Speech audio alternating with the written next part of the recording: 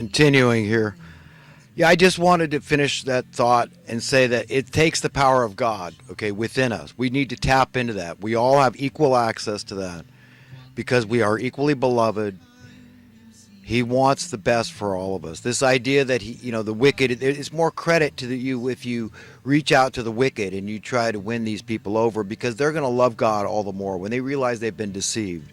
So to sum it up, that's the attitude we need to have, is that when you really are certain that somebody is on the wrong side of history, they're on the wrong side of the proper paradigm that God would instill in their heart, then you need to approach it from that standpoint. You cannot go into a conversation with somebody believing that they are deceivers, okay?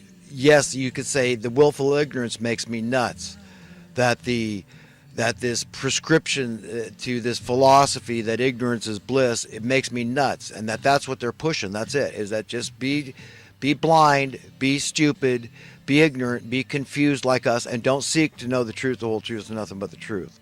Okay, I know how hard that can be, and so this is where the cross gets very weighty, is that people that go into those situations, like Owen Schroyer, reporter for Alex Jones, InfoWars, going into these crowds and to see the Trump motorcade, and then they've got some of these people are paid, okay, purportedly $30 an hour. I talked to one up at the Trump rally I went to in Reading when he was campaigning, and I met this woman there, and she told me, yeah, the Craigslist ad, $30 an hour, they were hiring these people.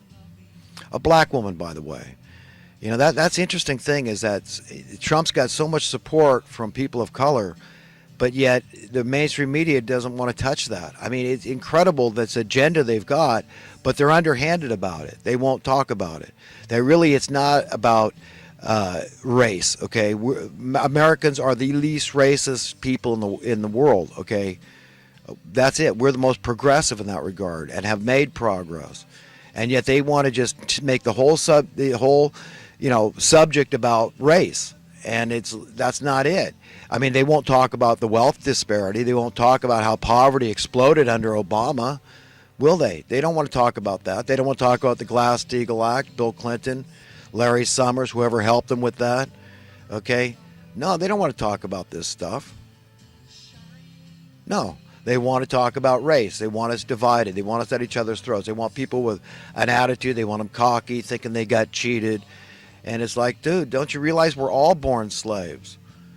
And the people that are silent out there, they make me nuts. These establishmentarians that just go along, they're at the bottom of this thing. They don't understand. They're at the very bottom of the pyramid.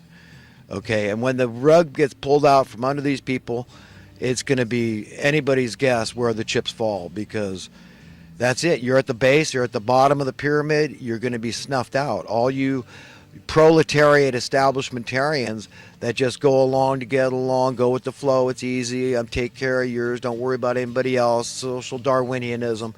I'm young and strong. I can crack that ever harder nut to crack just to pay my cost of living.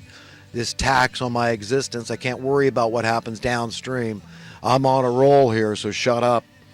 Okay.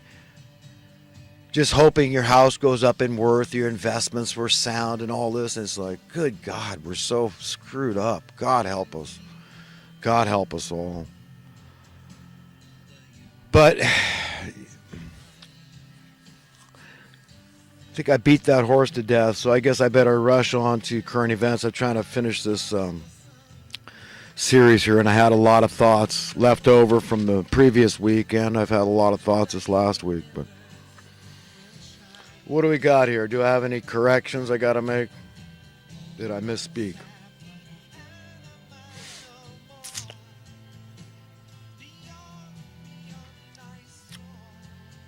Not so far that I can see.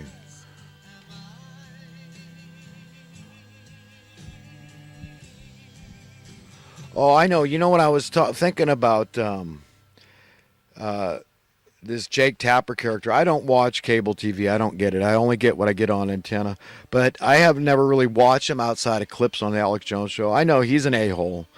He's a good puppeteer. See, the mainstream media, they're not at the bottom or the top of the pyramid of puppetry, but they're down a little ways. And like the educators, they're down about that level. The informers.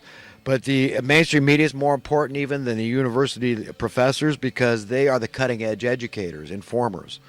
And if they're misinforming us, maleducating us, what do we have?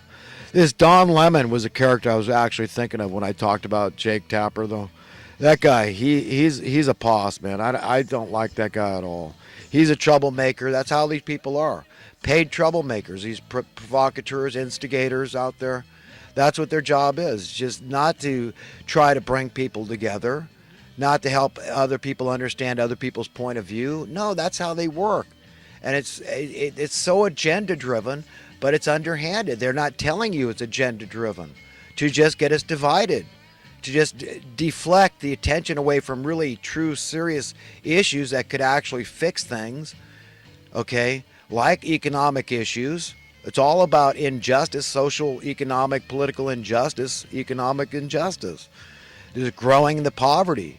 It's very unnatural. It's very ungodly. It's very unholy. It's very wrong, immoral, unethical. I could go on and on. But it's not okay. And I think we're hitting the wire here as a collective. And we're saying, no, we really don't want our people living in cardboard boxes, dying out in the cold. We don't want to keep pouring money into these programs that exacerbate the problems like Section 8. No, we want to fix the problems. And if you put your job at stake, that's too damn bad.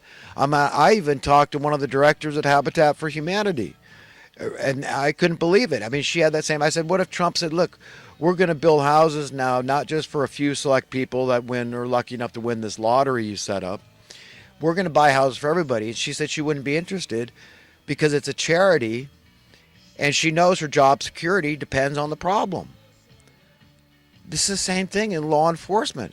But I think look, these are very important jobs. Don't get me wrong. It happens in the military. Everybody needs to be relevant. So what do you need in order to remain relevant? You need the problem to persist, to be maintained, preferably to grow for increasing job security. That's how you become more relevant. You understand how mad this is? And the debt is the same thing. When 25% of Americans, somewhere in that range, work in the financial services industry. Do you understand how this works? The abortion industry, the drug industry, all the illicit drugs, legal drugs people need for escapism, rebellion, vices, and on, right?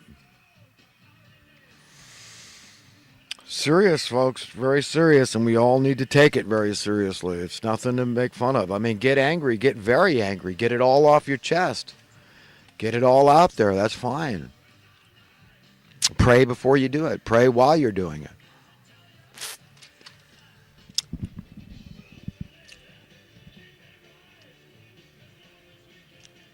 I already pointed out how I like InfoWars because they're overhanded. They'll tell you where they're coming from. That's what these media outlets should do. They should be free to do that too.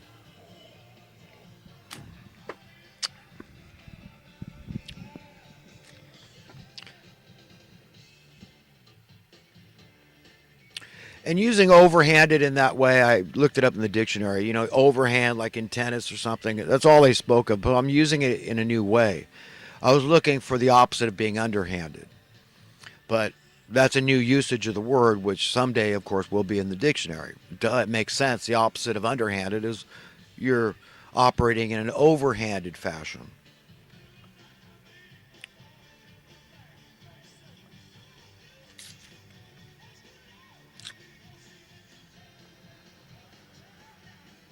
Oh, Maxine Waters, boy, she is a narcissistic, vain, poor old lady that it's like the demons are actually speaking through this woman.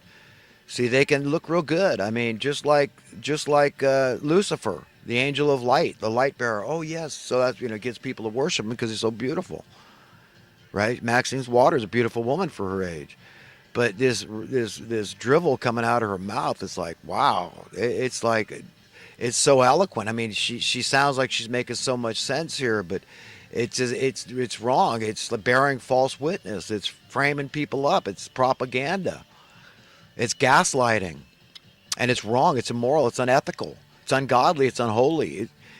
So That's how I feel about that, man. But I do think that we're dealing with demons that, weak people, the weakest links, are entering these weak links. And, I mean, this is science. When you talk about a chain, the chain of humanity, a physicist will tell you that, yes, definitely, if you start pulling on a chain, it's going to start breaking, and it's going to start with the weakest links, right? And once it's broken, then it's easier. You start stretching that chain out, and then the next in line breaks. It's like social Darwinism. So you'll find out what is the strongest two links left. You'll find out which one is the strongest. That's, last man standing, right? But that's essentially what happens. When you take this thing to its natural end, you see it's not a pretty picture when there's just one guy left.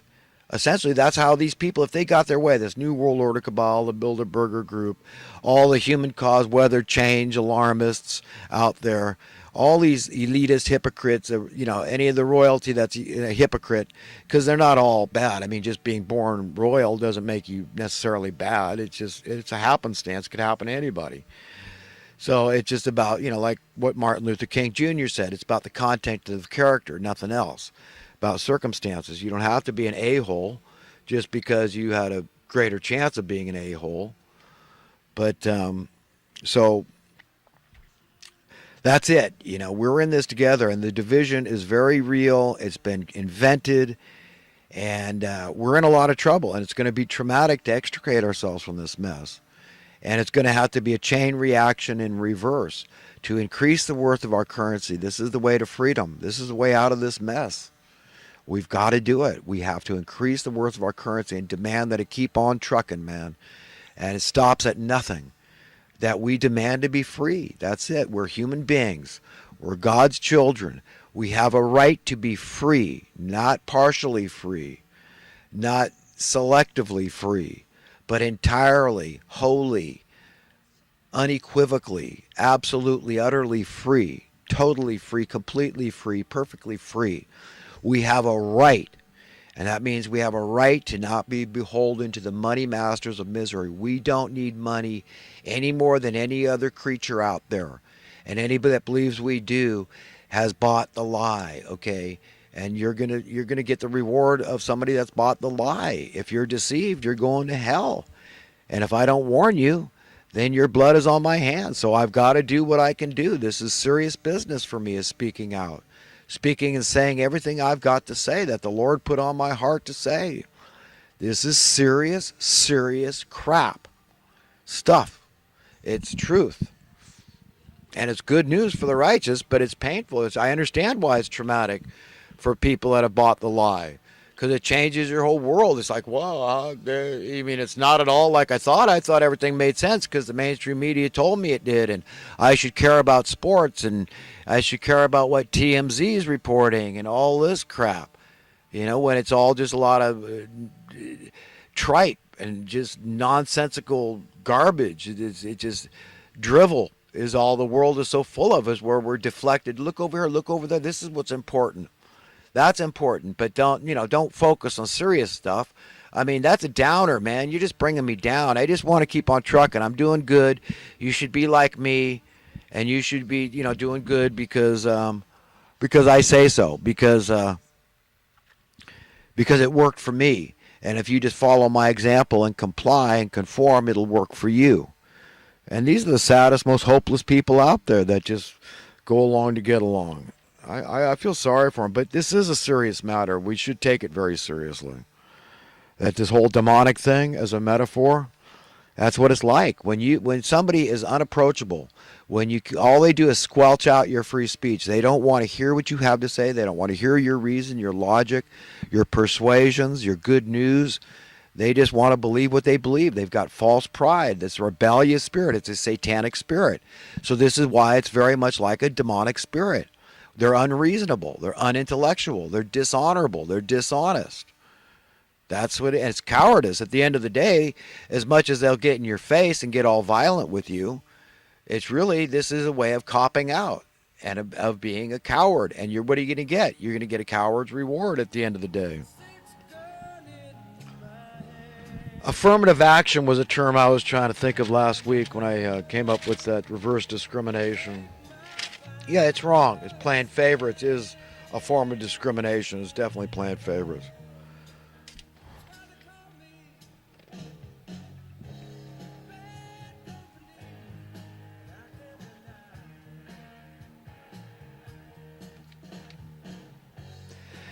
And another attitude to have for all the Trump supporters when you meet these anti-Trumpers out there, look, remember what Thomas Jefferson said.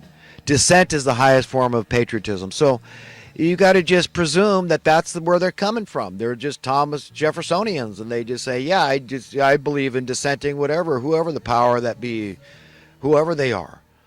And so I'm a good patriotic American. Don't try to tell me I'm not, because look what Thomas Jefferson himself said, one of the most patriotic men in history, right? Wouldn't you